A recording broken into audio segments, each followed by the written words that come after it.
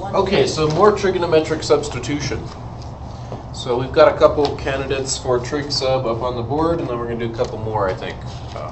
Not a hard technique, but there's some little tricky parts you got to be aware of. So can you guys help me build the triangle for the first one?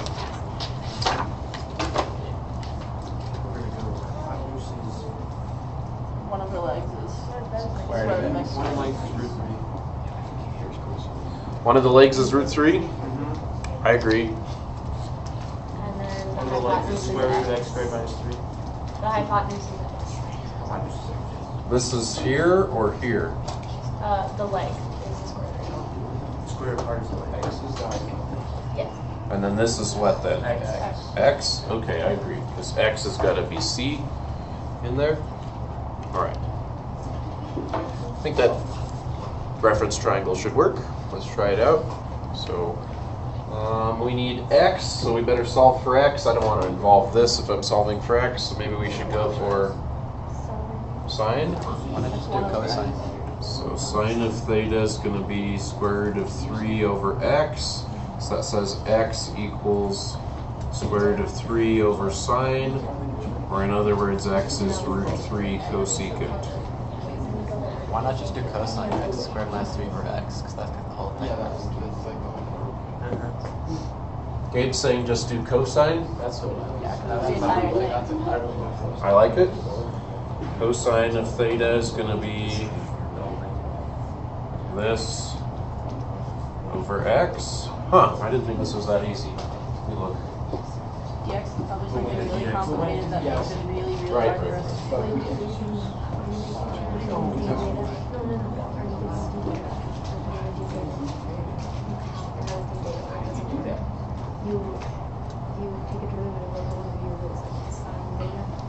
Okay, we do need that though. So where do you guys want to differentiate? X squared. I have to do cosine.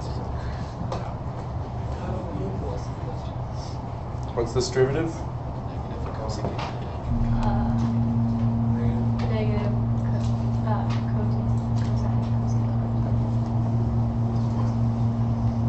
Yeah. Caleb, you're doing something back there, right? We need a d theta. If you divide by root 3, won't it be sine over root 3 theta? Oh yes, I need d theta, and I should probably. What'd you say?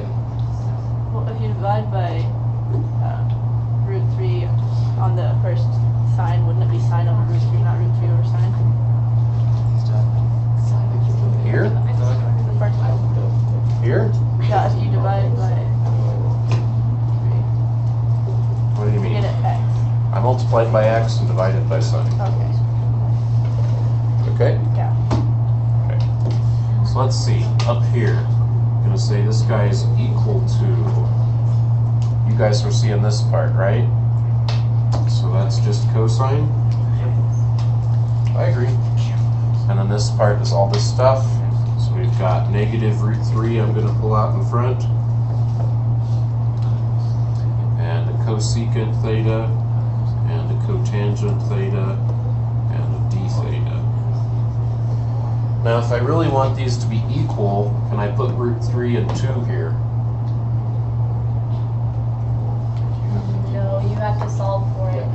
I have to solve for it, so let's do that on this one.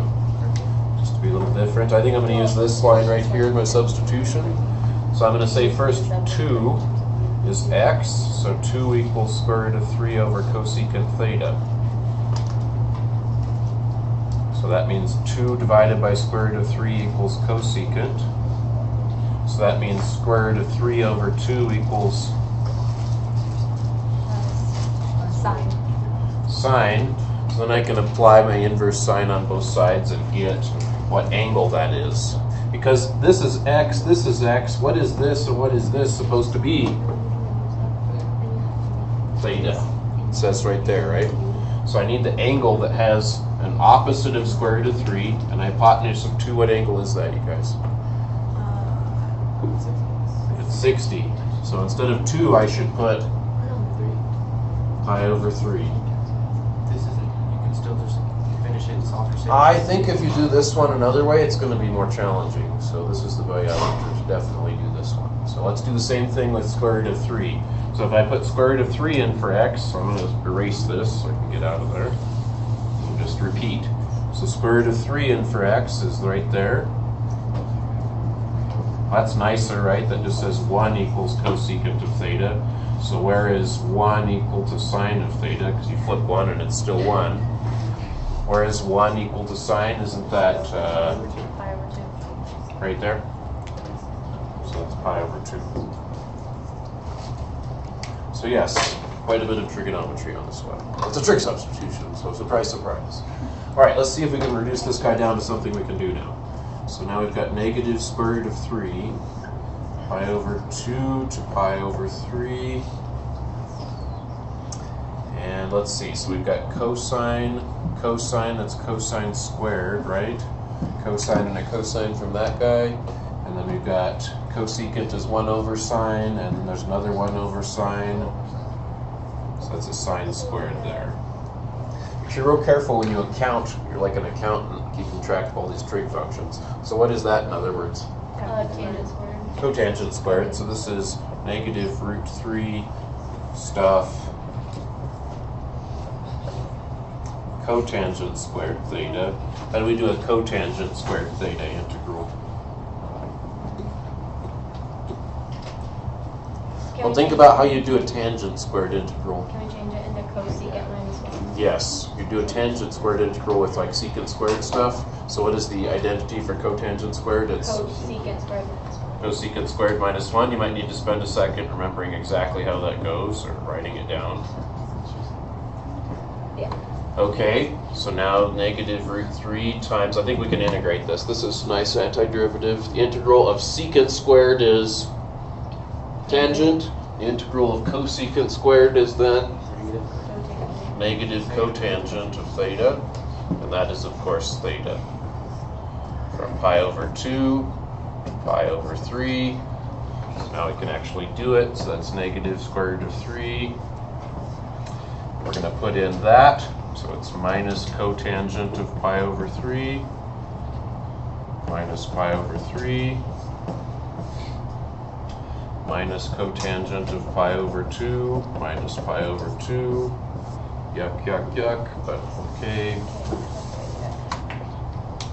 So it looks like I need a pi over 3, 60-degree triangle.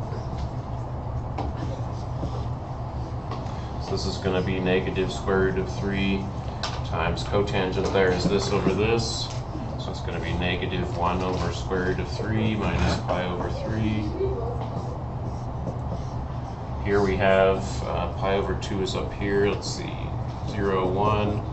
Cotangent is x over y. So what's x over y there? 0 minus pi over 2. So now we're going to have this. Let's see. So I've got a plus pi over 2. So I've got pi over 2 from this minus pi over 3 from that, minus 1 over the square root of 3. That's pretty simple. We could just make one giant common denominator to try to simplify it. What's a half minus a third? A sixth. So that helps a little bit.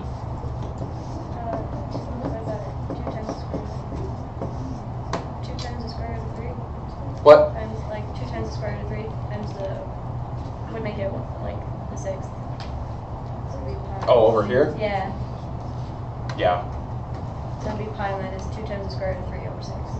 Or you could, Yeah, there's all kinds of ways to simplify this. I'm just going to leave it right now. Okay, you guys can keep simplifying it. We know how to do it. So we're all over the hard part, the hurdle. Or you can Yeah, multiply so. the root 3 and then it's just plus 1. Yeah, that's, I really like that suggestion. Let's do that. Let's leave it like that. I like that.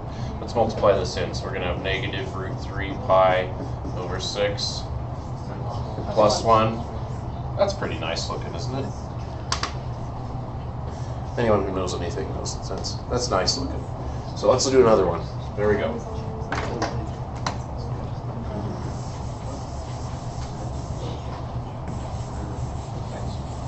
Took a lot of space.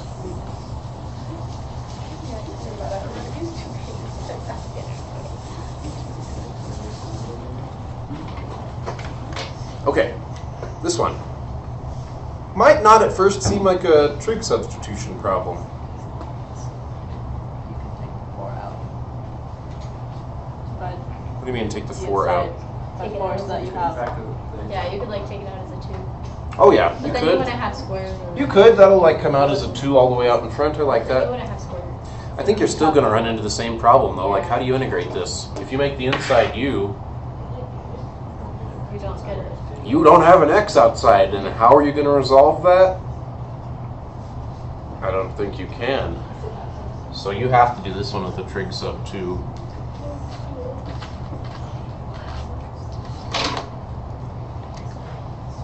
Okay, so help me set up my triangle this time. 4 is the 4 is the hypotenuse. Agreed. The bottom is 6x minus 4x. It doesn't matter. Kylie and I ran into a couple problems this morning where if you picked this as the other one, it worked out nicer. It just happens like that sometimes. Usually it shouldn't matter though. Then the other side's what? 2x. 2x. Okay, good. I think so. You could verify that with Pythagoras if you're ever unsure, right? Like this squared plus this squared is supposed to equal that squared. So, I mean, is that true?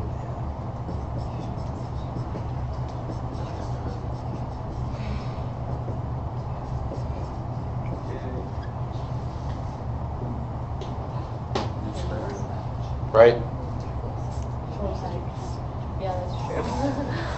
It's wrong. I was like, oh. I know, I was like, oh no. Now it's good. I got scared. Because I was all happy. Okay. But I mean, that's how you verify it, right? Like in your head, I tried to show my head's mechanical operation there. So anyway, all right. We need this thing, right? So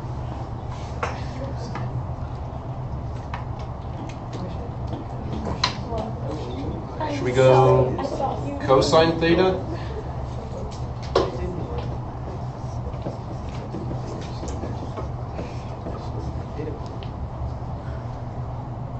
Can we do a sign so that we can?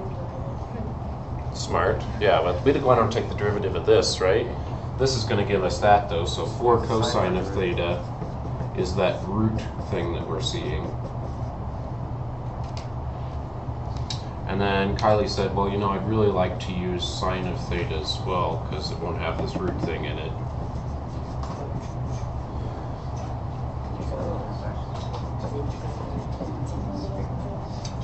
Because that's much easier to take a derivative of, right?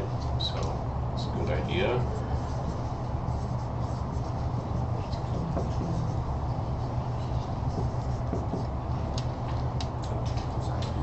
Okay, so now this is going to be equal to, back up a little, 4 cosine theta for that. And then 2 cosine theta d theta for that. We don't have limits to worry about in this problem, thank goodness. So this is going to be, what, 8 cosine squared? How do I do cosine squared, ladies and gentlemen? Yeah, double. 1 minus cosine theta.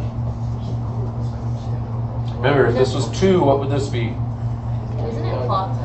Yeah. That'd be 4. It's plus. It's plus. It's plus. It is, yeah. Yeah. Sine is minus, you guys. That'd be 4.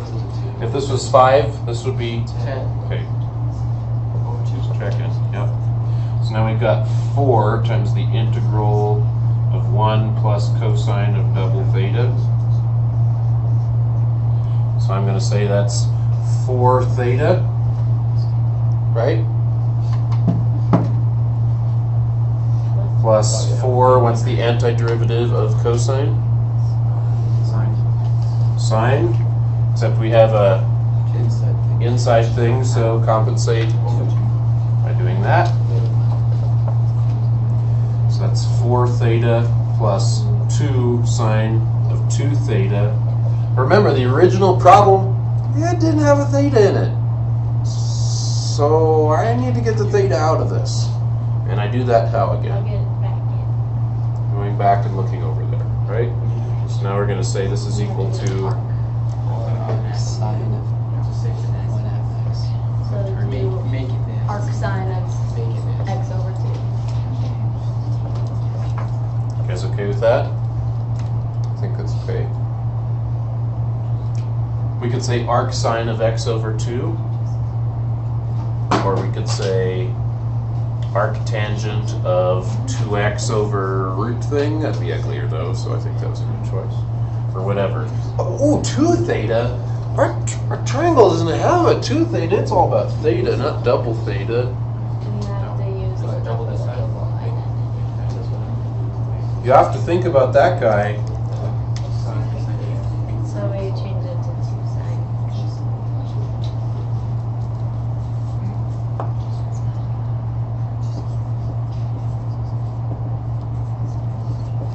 Remember that identity? So this guy is 4 sine cosine, which for us is going to be 4 times x over 2 times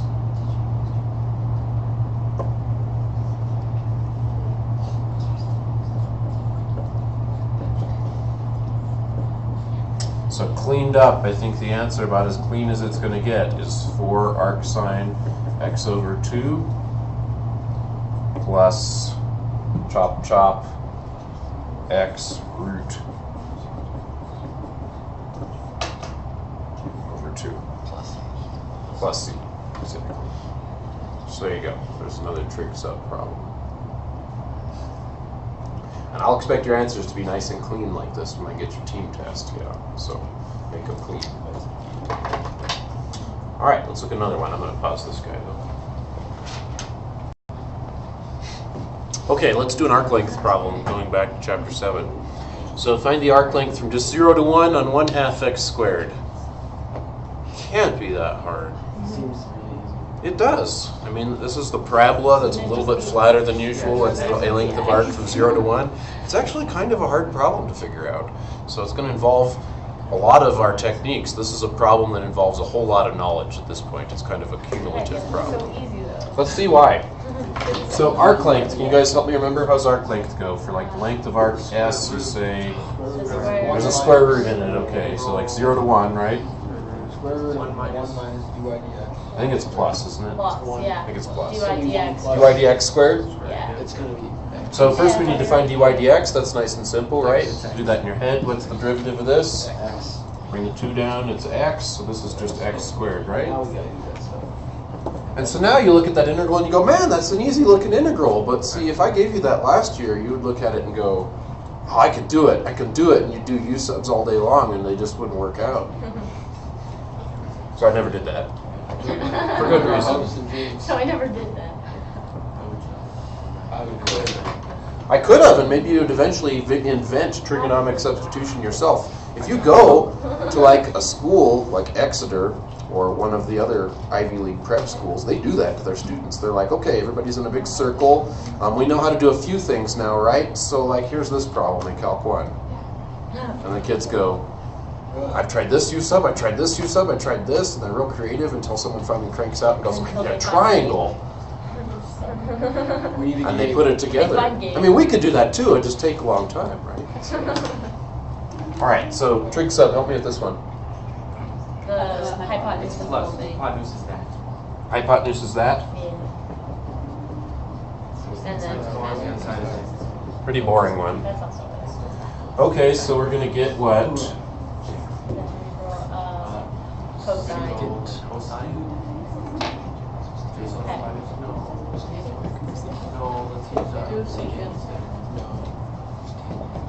Yeah, I think we want to use secant instead. You guys are right.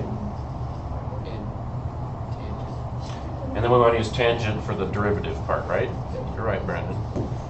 So we're gonna go dx equals secant squared.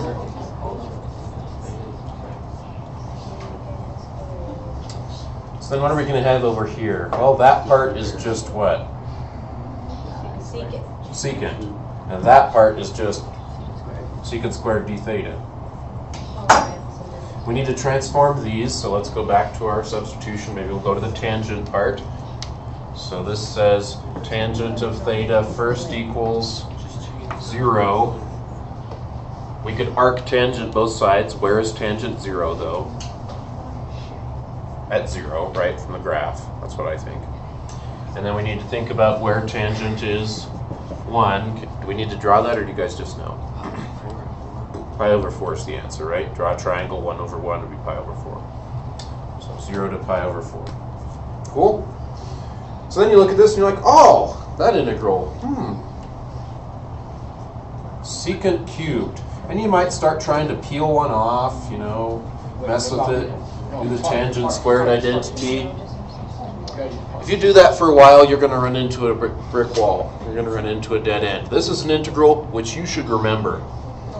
So this is the second or third time we've seen it. It's going to keep coming up. I bet on your team test, I bet it's in there 2-3 times. It is a, do you remember, John? It's a wraparound, exactly. Secant squared is a really common integral. Cosecant squared is all, or cosecant cubed is also a really common one, guys. So secant cubed and cosecant cubed, you should remember, those are wraparound problems. You might even not bother to memorize the integral I did when I was in Calc 2. But let's do the wraparound problem again, just to review anyway, okay? So secant cubed is kind of a pain, but if you remember how to do it, not a big deal. So how do we do that? Let's see.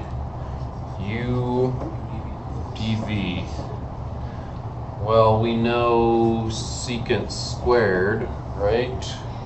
That integral is what? That's tangent. Okay, that's making some progress. We know secant, the derivative is secant tangent. So far, just doing scratch work, we'll come back and put it together over here. So we're going to have uv secant tangent. I should get my minus v du, which is going to be this, right? That has an integral. So you look at that and you go, well, what can I do? You might try fooling around with those identities, but it won't work. Try it for a couple times, but it won't work. That's why you've got to use your memory a little bit here, and you're going to eventually go, oh, well, I need to use parts again. So going off the side of my board a little bit, what do you guys think u and dv should be this time? You always usually want to pick dv first. What can you integrate? Pick the most out of this you can integrate. Probably a tangent. No, secant. How about a secant tangent?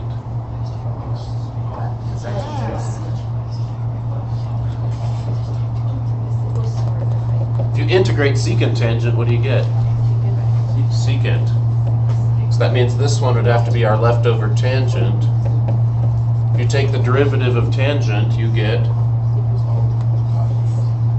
secant squared, right? Sorry, I'm going off the edge here a little bit. So now we're going to say, okay, that's equal to secant tangent minus uv minus v du. So uv minus integral of v du. And then we remember, oh yeah, what was I trying to integrate the whole time? Secant cubed. There it appears again.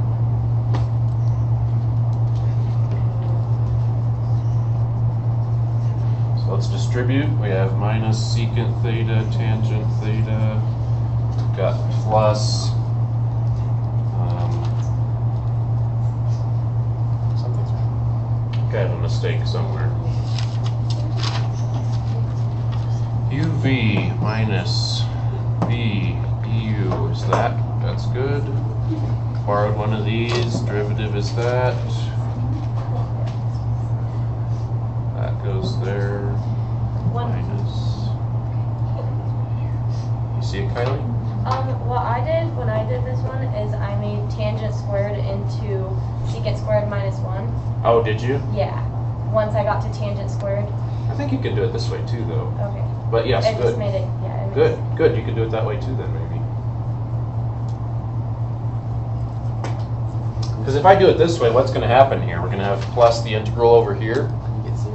And what are we going to get? I didn't do anything wrong. There is no mistake here, actually. It's going to be plus this. What's this?